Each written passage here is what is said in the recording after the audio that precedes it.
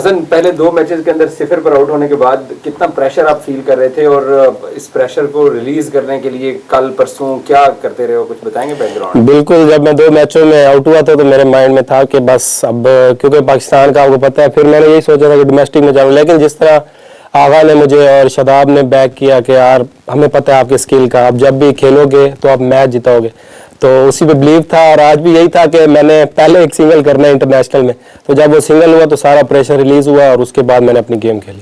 آغاز کے اندر ساز رہے نیوزی لینڈ کی کنڈیشن کے اندر نئے بولرز تنگ بھی کرتے ہیں, لیکن کالٹن میں تھا جب تھوڑا پریشر ریلیز ہوا؟ بالکل, ہمارے مائنڈ میں صرف اٹیک ہے, جس طرح کے لوگ جس طرح کے دوسرے ملک کے کھیل رہے ہیں لوگ کرکٹ, تو ہمارے مائنڈ میں یہی ہے کہ ہم نے وہی کرکٹ کھیلنی ہے. بے شک فیل ہوں, کیونکہ ہم شروع میں فیل ہوں گے, لیکن مائنڈ میں یہی ہے کہ ہم فیئر لیس کرکٹ کھیلیں گے. اور دوسرا, آج جو آپ نے 7 چھکے لگائے ہیں اس میں سے آپ کی کوئی بیسٹ شاٹ جو آپ کو لگے کہ سب سے اچھا چھکا؟ وہ جو میں نے سامنے والا مارا ہے جمی نیشم کو, جس پہ میرا 50 ہوا تھا, وہ مجھے لگا کہ اچھا شاٹ. دوسرا حسن, اس طرح کی کنڈیشن کے اندر پیسرز کو رنز اس سے چرانا آسان ہوتا ہے یا اسپنر سے؟ کنڈیشن آپ کو کیسی لگی؟ اسپنرز پہ یہاں پہ تھوڑا ایزی ہوتا ہے, پیسر پہ تھوڑا ایکسٹرا باؤنس ہوتا ہے, کیونکہ ہم ایسی کنڈیشن میں تو کبھی نہیں کھیلا.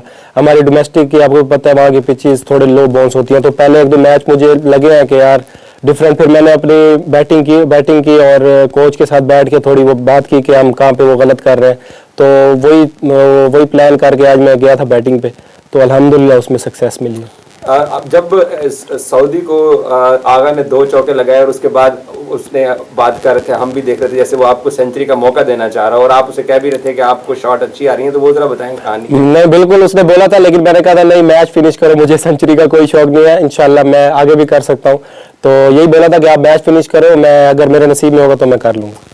دوسری چیز یہ ہے کہ آپ ماشاءاللہ انٹرنیشنل کرکٹ میں اپنا نام بنا چکے ہیں. اپنی بیک گراؤنڈ کے بارے میں بتائیں, اور اس جرنی میں اور اسپیشلی جو پاکستان کرکٹ بورڈ کی مینجمنٹ نے, جو کرکٹ بورڈ نے, جو سلیکٹرز نے آپ کو بیک کر کے جو چانس دیا ہے, وہ ذرا جرنی تو بتائیے. جرنی میری, میں بالکل مڈل کلاس فیملی سے ہوں اور لیا سے ہوں. بالکل کرکٹ کا کوئی میرا بیک گراؤنڈ نہیں تھا, اور میں نے الحمدللہ اس سیزن بہت اچھا پرفارم کیا 3 فارمیٹ میں, جس سے مجھے پاکستان میں ادھر موقع ملا.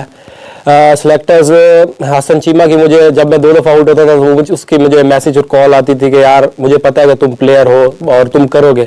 تو وہی ایسے سلیکٹر, اس کا بھی بہت شکریہ جنہوں نے مجھے بیک کی, الحمدللہ. بس بہت عاقب صاحب اور یوسف صاحب کا کیا کردار ہے؟ کیونکہ ہم نے دیکھا کہ جب آپ لوگ پہلی مرتبہ کرائسنٹ نے یہ والا کانفیڈنس, اور پھر عاقب نے کل ہی بتا دیا تھا کہ ہم بیٹنگ چینج نہیں کریں گے, ہم اسی بیٹنگ کے ساتھ دوبارہ جائیں گے. مجھے بالکل عاقب بھائی نے پہلے میچ میں بولا تھا, اگر میں 2 جب میچ میں آؤٹ ہوتا, وہ کہہ رہے تھے کہ اگر تم نے 5-0 بھی کرنے ہیں نا, لیکن کھیلو گے تم ہی.